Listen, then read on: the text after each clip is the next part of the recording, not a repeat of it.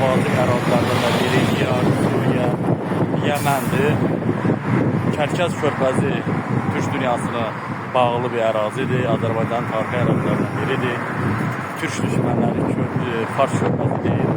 Kərkəz körfəzi öz tarixi isimlə bir gün qayıdacaq, qovuşacaq. Türk dünyasına yollardan biri olacaq. Yaşasın türkçülüyümüz, yaşasın azadlıq, yaşasın dünyada insanlıq. Türk dünyasının məqsədi dünyada azadlıq, insanlıqdan olmaq və türkçülüyümüzün kim olduğunu insanlıq olarak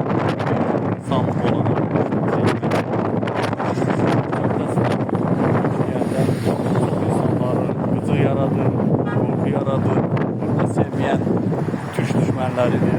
Əsasən də Türk dünyasının vacib olan ərazilərdir, abidə çəkilirdir, zəngin torpaqlardan əvvəlləməsindən irəli gedir. Onun üçün mən bir Oğuz Türk olaraq Türkiyəm, mən özümə necə ki Rus sözünə Rus deyir, Çin özünə Çin deyir.